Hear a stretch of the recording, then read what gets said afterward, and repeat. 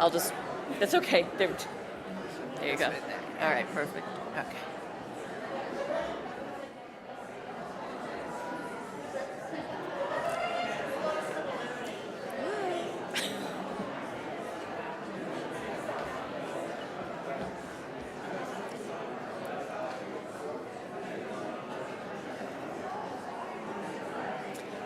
Good morning.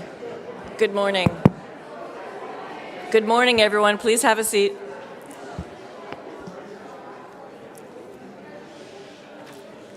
All right. So much buzz. Can everyone hear me? Excellent. Okay, thank you, John Kerner in the back. Welcome to the River Road Unitarian Universalist Association. Thank you, people. Not association, but yes, I welcome you to that too. Yeah, the River Road Unitarian Universalist Congregation. I'm Susan Messina, your pathetic worship associate today, and member of the Minister Search Committee. Thank you. Thank you. First, please raise your hand if you participated yesterday in one of the No Kings protests here or elsewhere. Woo, that is almost everyone. That is amazing. Well done. Well done. Reverend Kaminetzky, thank you so much for leading the really incredible B4 workshop we had yesterday. Raise your hand if you were here for that. Wow, more than half. Fantastic. We deeply, deeply appreciate your presence, your wisdom, and your caring. So thank you so much. And welcome to everyone else as well. If this is your... whatever.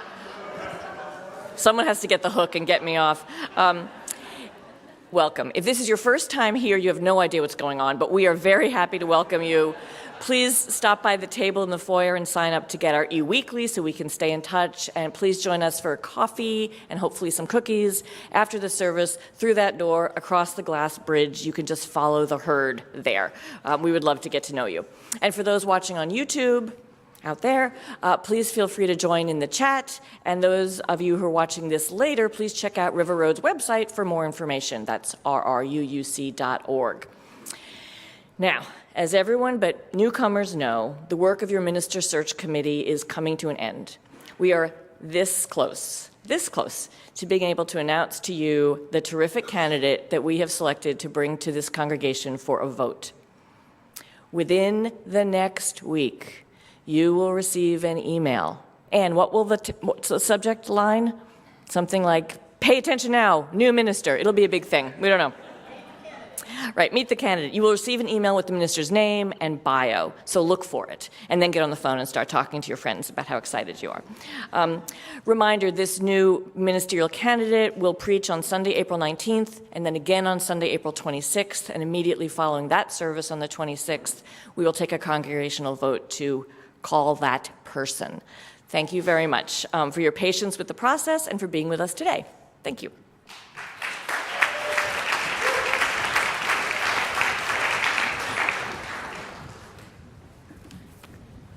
Hola, buenos dias.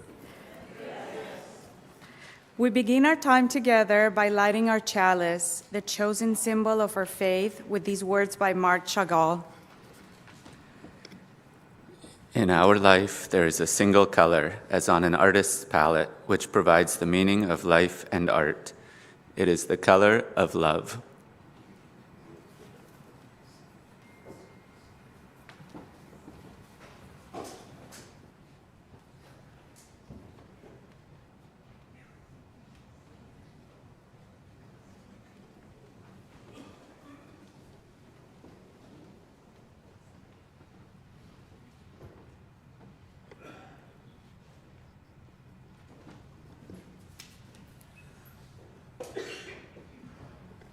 Good day. I'm Eric Kaminetzky.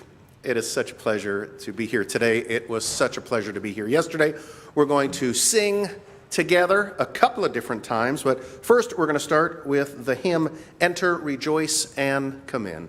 Please rise in body or spirit and join us as Cliff provides beautiful accompaniment.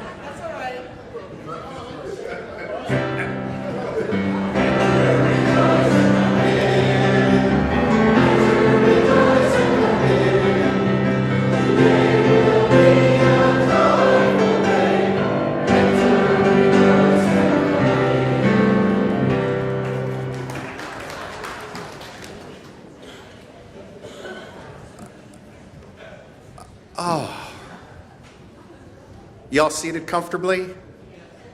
Excellent, because I'm going to ask you to get up again. Please rise. I've got a chant that I'd like to join. There aren't many words.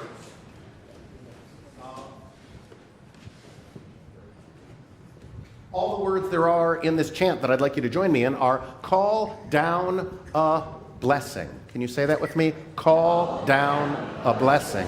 It is a couplet of a larger song, kind of an old-timey song that I've just pulled out and rearranged a bit for us this morning. So I will sing it to you so that you find out how it sounds, and then if you will join me in the melody, we'll sing it together a total of 3 times. So I'll sing it once by myself so you've learned it. Once, we'll sing it all together, the melody, and then 2 more times, you're going to break into mellifluous harmonies. Now, in my leadership, which is nowhere near as skilled as Cliff's, harmony means whatever sounds good to you.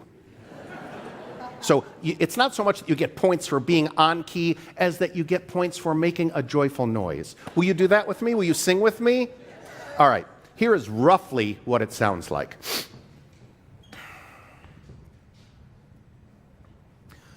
Call down a blessing, call down a blessing, call down a blessing, call down. Will you sing with me? Melody. Call down a blessing, call down a blessing, call down a blessing, call down. Now, harmonies.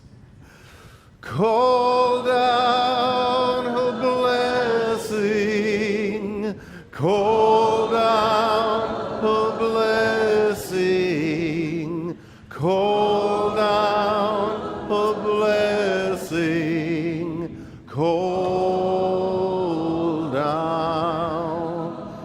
Now really let it rip. I want your inside to come out. Ready? Call down a blessing, call down a blessing, call down a blessing, call down.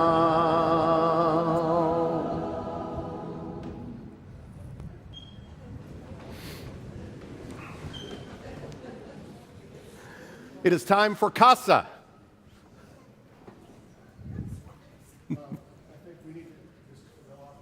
Say it again.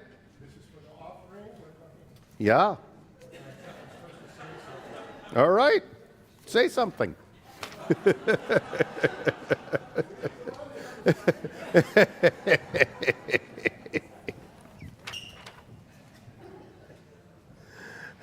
Good morning, everyone. So, each month we extend our offering to an organization or cause that reflects our values as Unitarian Universalists.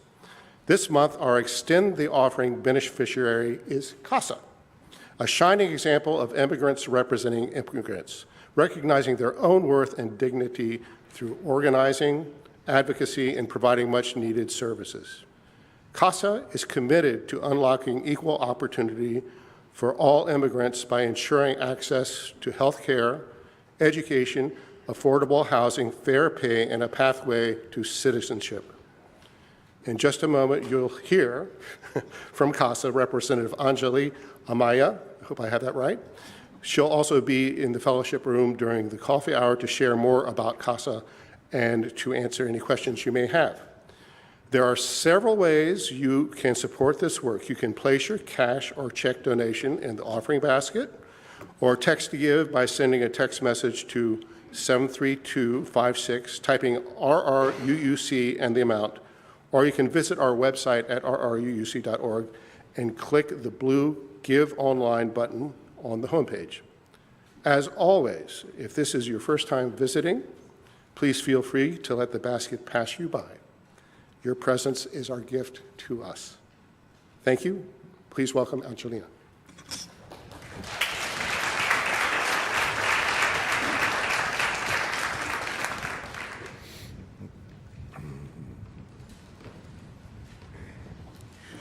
Good morning, and thank you for having us.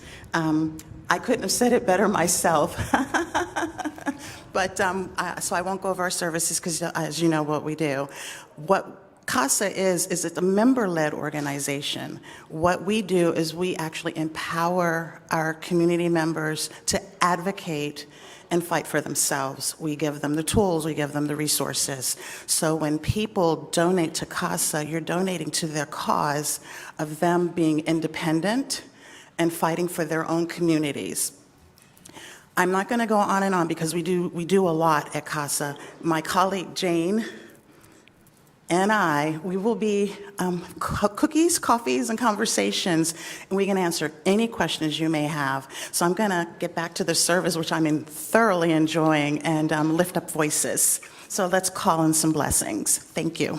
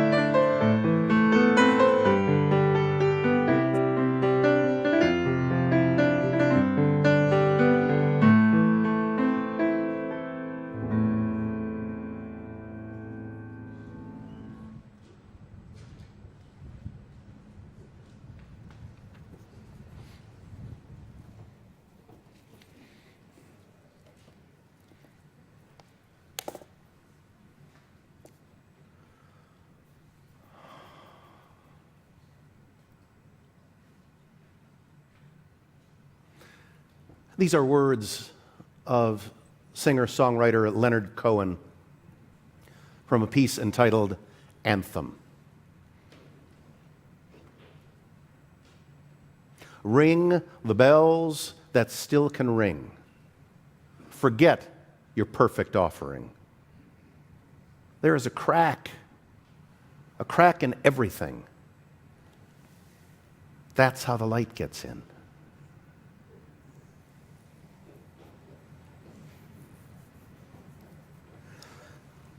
Now our choir.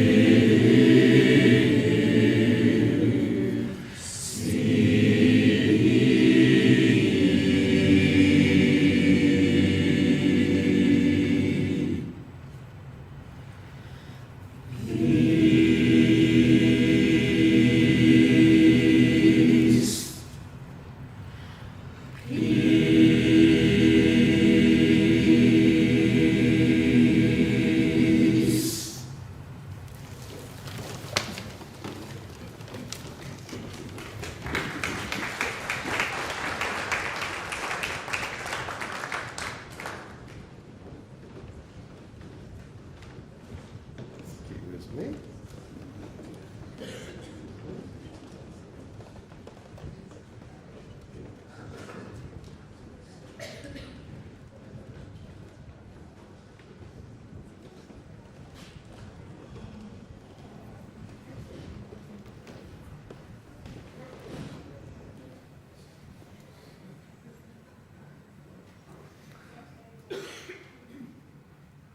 Beloveds, I have learned from long experience that when the choir sings, I don't want to sit behind them. I want to sit in front of them. That was so lovely. Thank you all so much. Thank you for being here this morning. Oh, yeah, absolutely.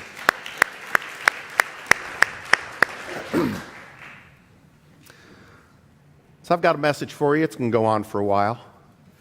You're not a prisoner here. If you need to stretch or go get a drink of water or something, you're welcome to do that. Leonard Cohen again. Ring the bells that still can ring. Forget your perfect offering. There is a crack in everything. That's how the light gets in. When I saw her, she was walking from the sanctuary of the Eno River Unitarian Universalist Fellowship in Durham, North Carolina, over toward the place where they hold their coffee hour. I was going in the opposite direction. Sunday service was over, and by that time we were most of the way through coffee hour, so the campus was sort of quiet. Back then, she was a very senior lay leader in the congregation.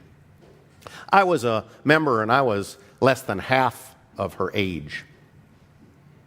And this story takes place long enough ago that it happened when I was less than half the age I am today.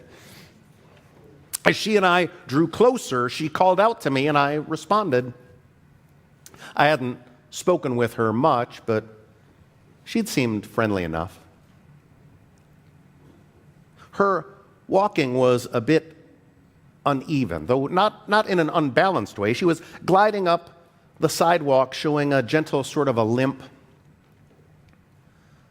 I wanted to ask her about that, and I was pretty sure the word limp wouldn't be a skillful choice.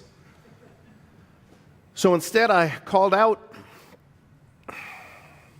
"I notice you have a gait in your walk." G-A-I-T, gait.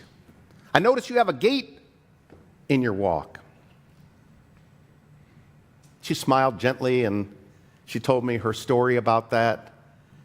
She said, "I had polio as a child, and I came through it all right. But as I got up in years, post-polio syndrome set in, and my left leg is a little bit weak.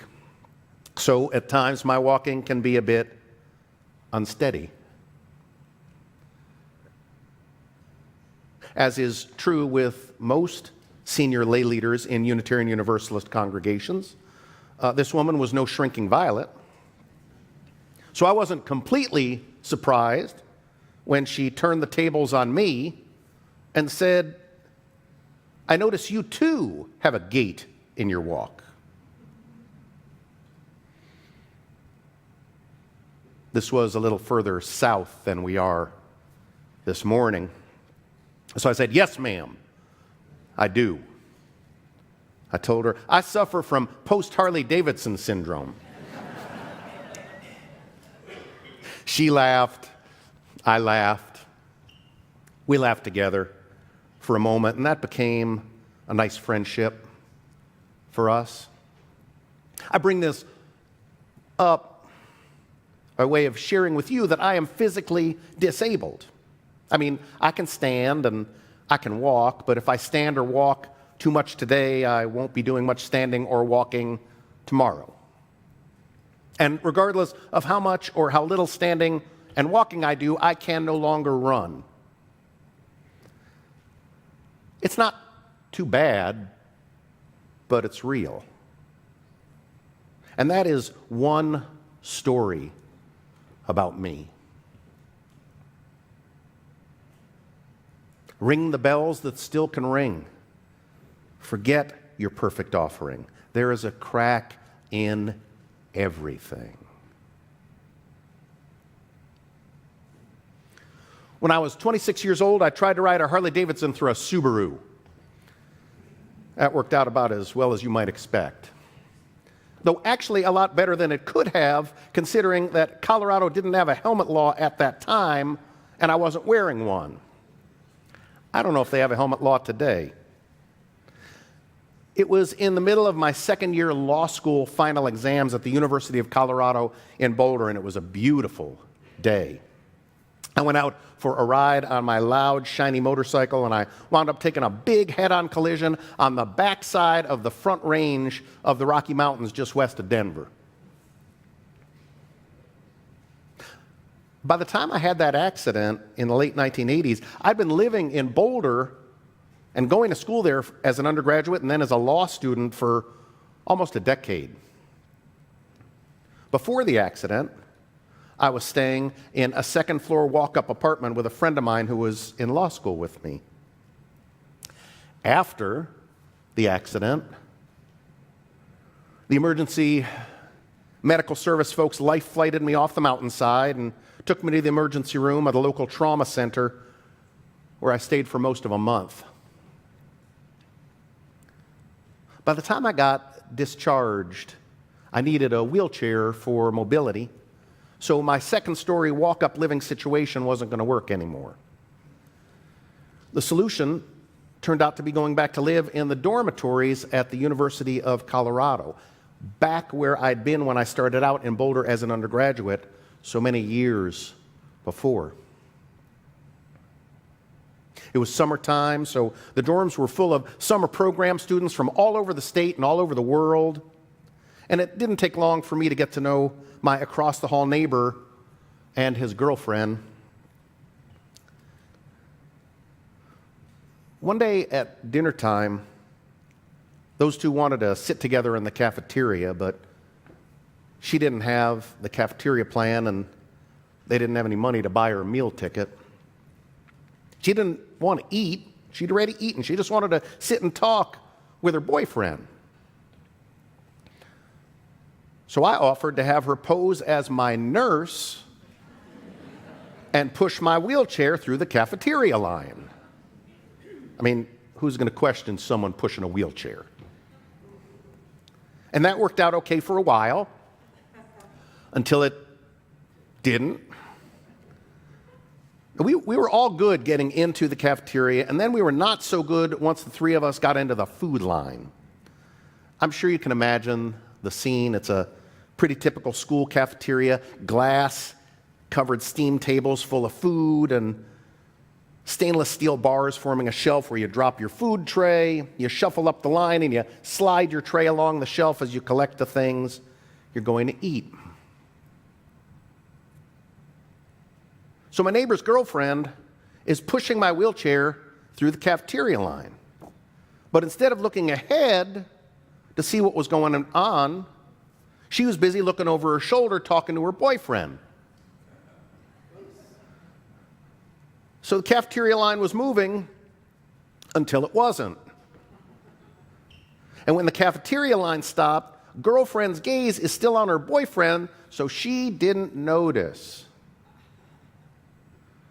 She's talking, and she's pushing, and she winds up pushing my wheelchair right into the back of the legs of the person standing in front of me in the food line. Now, at that moment, I was sporting a pretty typical hospital-style wheelchair, nothing fancy.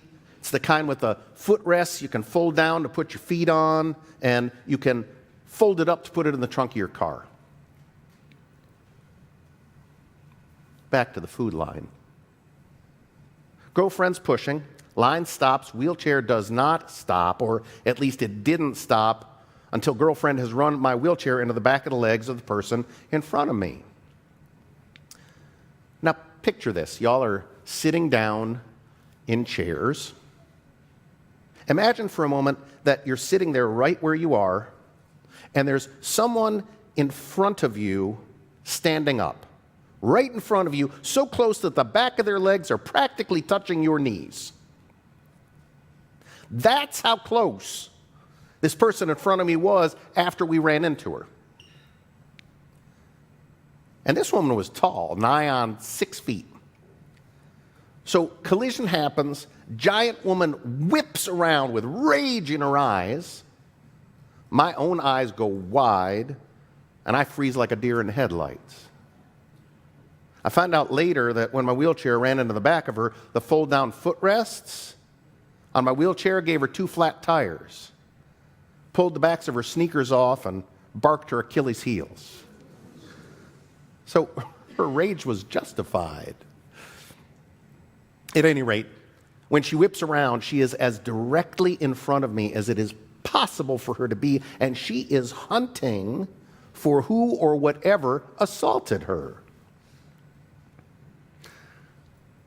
Later on, she told me there were summer high school football camps going on at the university, and she thought maybe a football player had decided to hurt her in order to show her that he liked her. So she whips around and she's hunting, and she doesn't see anyone.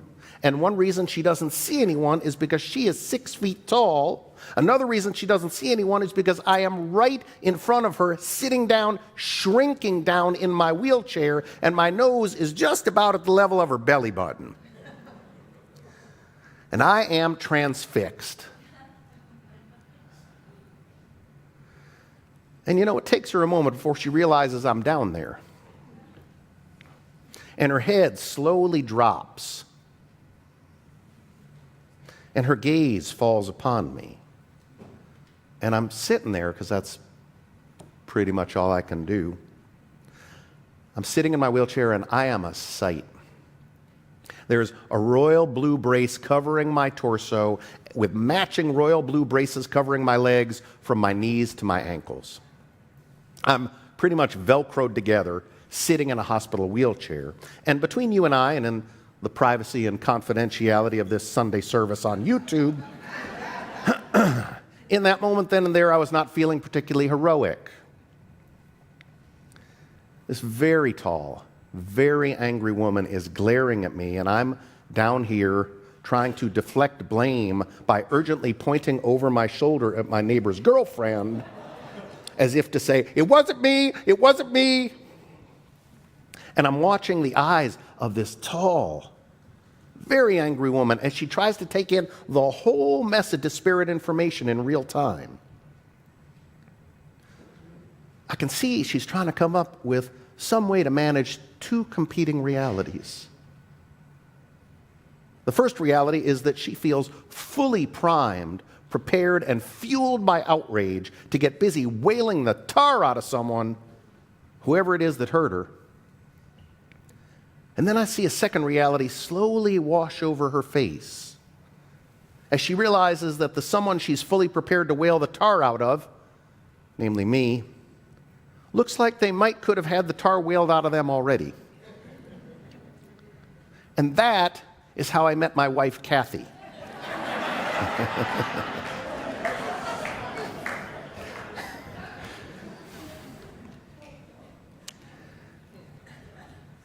As it turns out, we were both living in the dormitories for the summer, and she was living right up the hall from me. Kathy had come in from out of town, and I was in there healing myself up. But back to the collision in the cafeteria for a moment. The disastrous thing kind of passes, and this tall, angry woman turns around and proceeds to move along the cafeteria line and out into the eating area. My neighbor's girlfriend is still behind me, horrified at what had happened, and after the collision, she kept her gaze fixed forward like a laser beam until we got all the way through the food line. The next couple of times Kathy and I wound up bumping into each other were much less violent, but they didn't really go much better. I'll let you ask her about that if you ever meet her, because she has some opinions about all of this, and she claims her memory is better than mine. At any rate, it was the 4th time we met in the cafeteria that the trajectory of our relationship took a turn toward the positive. It happened on a day when I'd gone over to the cafeteria for lunch and had set myself down at a table. Kathy saw me sitting alone and asked if she could join me. That's when I learned that she was in from California to try and knock out a year's worth of physics credits in a summer, and that she was looking for tips on recreational opportunities in the greater Boulder area. By this time, she knew I was a local, and she had hoped to pump me for some information. At some point during that lunch, I told her about a beautiful drive up the backside of the Front Range of those same Rocky Mountains where I'd had my motorcycle accident the month before. She seemed pretty intrigued by the idea right up until the moment when I said, "Well, I could take you on that drive if you'd like." And she paused. It was just a moment, but it was most definitely a pause. Then she said, "Okay." Now, truth be told, my initial offer wasn't quite as honest as it could have been. She found that out when I told her that my legs were out of commission due to the accident and that she would have to drive us because my car was in the shop getting fixed, so we'd have to go in hers. Her eyebrows rose a bit, but she went along with that too. The story actually goes on and on and on.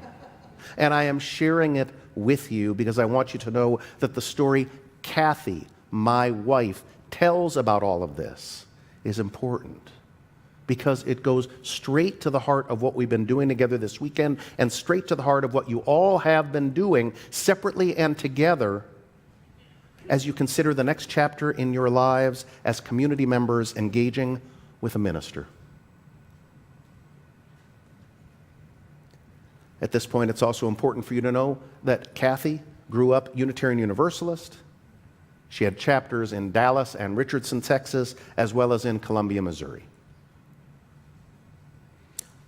The key to all of this is that by the time Kathy said yes to taking me on a drive in her car through the mountains, she had already consulted and been confronted by her own Unitarian Universalist values.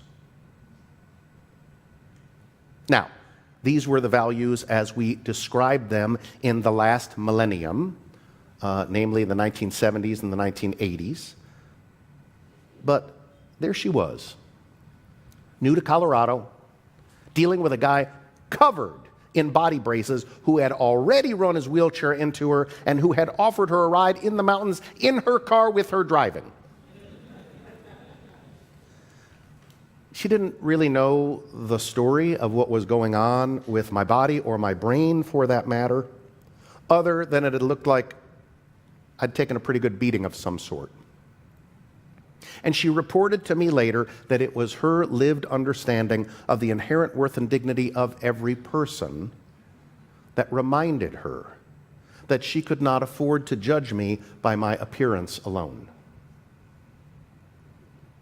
Most importantly, Kathy reports that she didn't go through all of this in order to do me a favor. Rather, what she was doing was living into her Unitarian Universalist values. At the time all of this was happening, Kathy was the age of the average student graduating from college.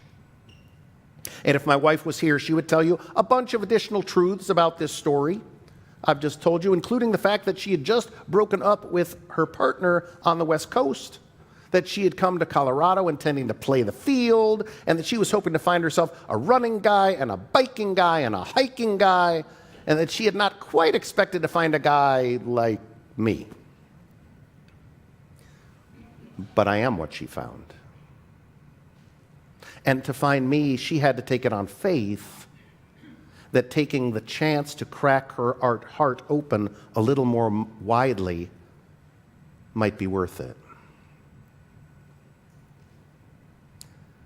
There is a crack. There is a crack in everything. That's how the light gets in. Having grown up in Unitarian Universalism, I can testify that this is a value-laden proposition. I can also testify that once this UU stuff seeps into you, there is no escaping it. If my wife hadn't looked at my physical appearance and made a decision to look more deeply, she says she would not have met the love of her life. So far, we've been together for 36 years. And we've been together because she took a chance. Not on me. She took a chance on a truth she knew to be true from having lived her life as a Unitarian Universalist. One story about my amazing wife, Kathy, is that she is a Unitarian Universalist through and through. She lives that there is an inherent worth and dignity in every person. And one story about me is that I am physically disabled.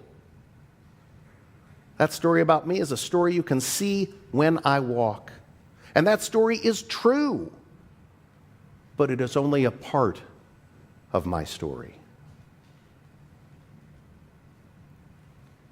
On December 31st, 2024, I finished up a 14-year, 5-month-long parish ministry at the Edmonds Unitarian Universalist congregation just north of Seattle in the state of Washington. And that congregation I served took a chance on what was then a brand new minister. Not just brand new to them, but brand new to ministry, disabilities and all. And together we made some fine ministry for a very long time. If all goes well, you will soon have an opportunity to consider ministry with someone you may be meeting for the very first time. And I don't know who that's going to be, and it's not up to me to choose for you. But if ministers considering this congregation as a place to settle come to ask me about you, I will tell them that you are some brave and open-hearted people. And I will tell them that there is good work to be done here and some willing partners for the work. I will tell them that if they are lucky enough to interact with your search team, they should bring it because you are worth showing up for. You are worth taking a chance on. And breaking open your hearts a little more will make space for ministry you cannot yet imagine. Crack your hearts open a little more. That's how the light gets in. Your willing hearts and hands will make a success out of anything you set your minds to. And there is no more important time than now to meet the moment and open a new chapter of Unitarian Universalist ministry right here in Bethesda in the great state of Maryland. And you may rest assured, I will be cheering you on. Amen. Blessed be. May it be so.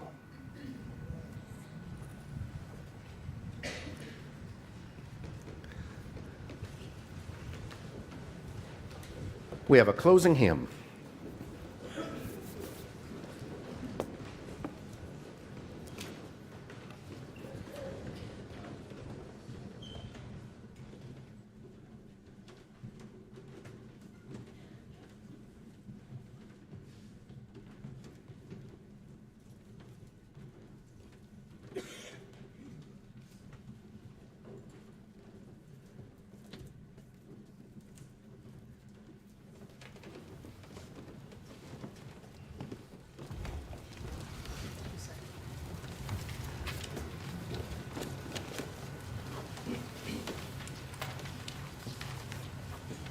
We have the closing hymn anthem. We're going to be singing a piece you might recognize the tune, For All the Saints, but it's got different words by a woman named Jean Hornet that I think you will enjoy. The choir is going to sing through all 4 verses of this hymn, and at the end of their fourth verse, I invite you to stand up as you are able to sing it with us again. At a certain point, the choir is going to start doing some fancy stuff that's not the tune. So it'll be your job to carry the tune towards the end. Be bold.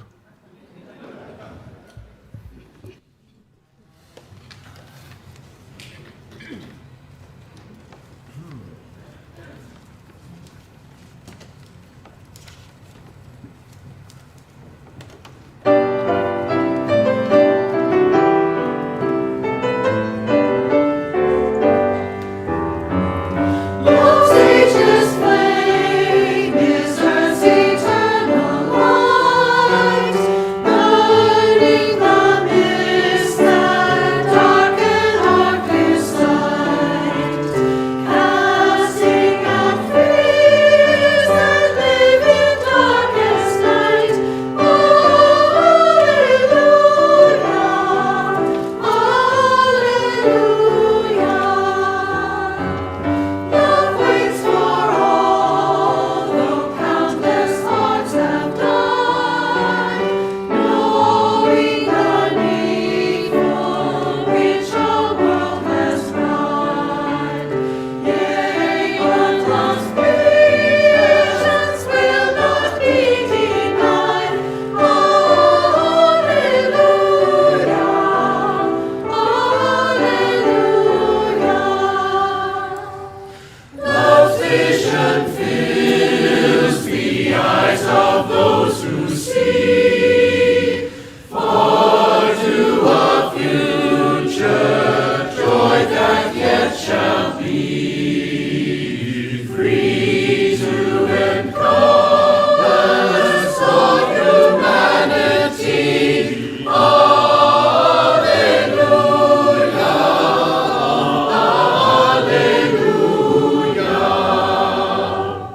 Take heart to love in colors bold and strong.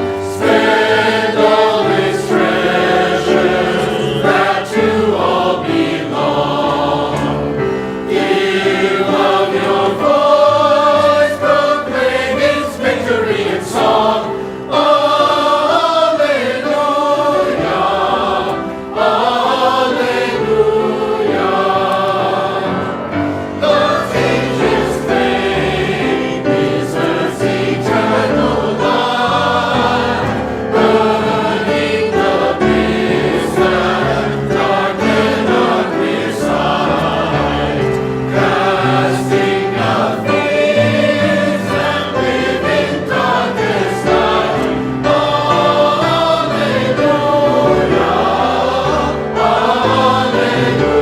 alleluia.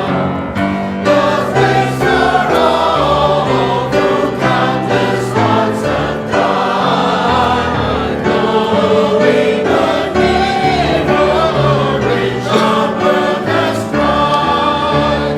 Yea, but love's patience will not be denied. Alleluia, alleluia. Love's vision fills the eyes of those who see, far to a future joy that yet shall be, bringing to encompass all humanity. Alleluia, alleluia. Take heart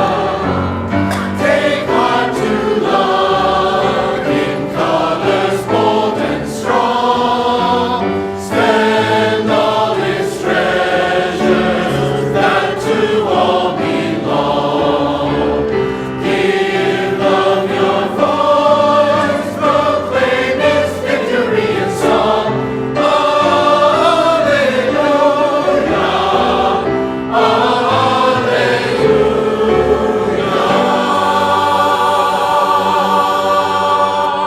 There is a crack in everything. And now that the crack in the projector has been finished, Jeff, can we go back to the first verse there, please? Let's try this now again. Okay, choir. This is going to be on page 4. Right? And that's your symbol.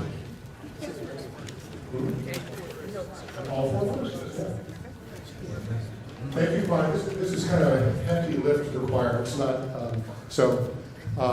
you guys ready? Yes. Okay, you should know the tune by now, I think.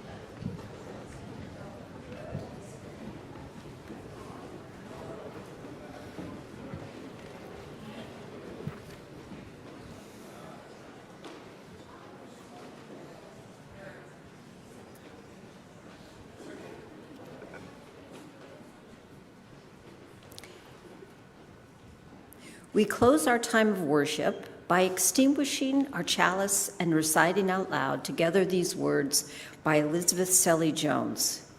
We extinguish this flame, but not the light of truth, the warmth of the community, or the fire of commitment.